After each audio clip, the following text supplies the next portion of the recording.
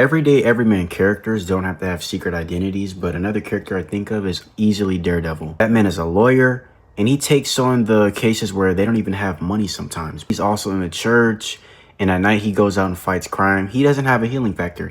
He's not like Wolverine. He doesn't wear armor like Iron Man. He's balancing the stitches and broken ribs from his last fight over to the next morning while he's dealing with the case, while also trying not to break his no-kill rule. He still has to make a living, bro. Matt Murdock is not rich. He still has to pay his rent and live in an apartment. New York City is like, that's the place in the Marvel universe on Earth where the street level heroes, the everyday everyman characters are usually at. I already talked about Spider-Man.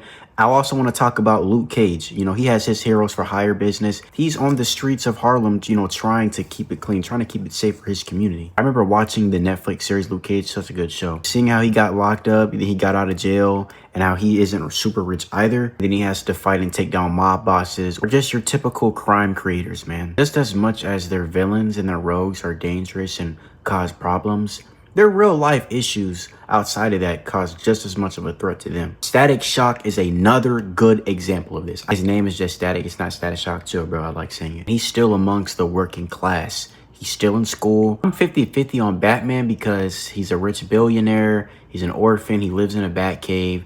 But if we take away all the Batman stuff and we just look at Bruce Wayne, even then he's still a billionaire. But something I see a lot of people can definitely relate to and probably already do with Bruce Wayne or even Batman is his resilience, is his discipline. Because that whole conversation he has with Jason Todd about not killing the Joker, he's admitted that he has wanted to kill the Joker a couple of times. But the only reason why he chose not to is because he wouldn't come back from doing so. And you can see something similar to that with Superman in the Injustice universe. This is also another reason why a lot of people relate to Daredevil Matt Murdock. When doing good isn't easy, it will always be the harder path. It will always be harder than just being bad. I think that's partly why Batman most likely gets a lot of dislike, because he doesn't kill those villains and they get out and they just take more lives. And that's only going to cause and push more people to want to execute the villains. This is why we have anti-heroes like Punisher. I personally take from Batman is the whole discipline and the resilience thing. Well, subconsciously, in a way, you could start to develop the mindset, well, if Spider-Man can fight his own rogues, he can have a whole bunch of his own villains go up against him and still come out on top,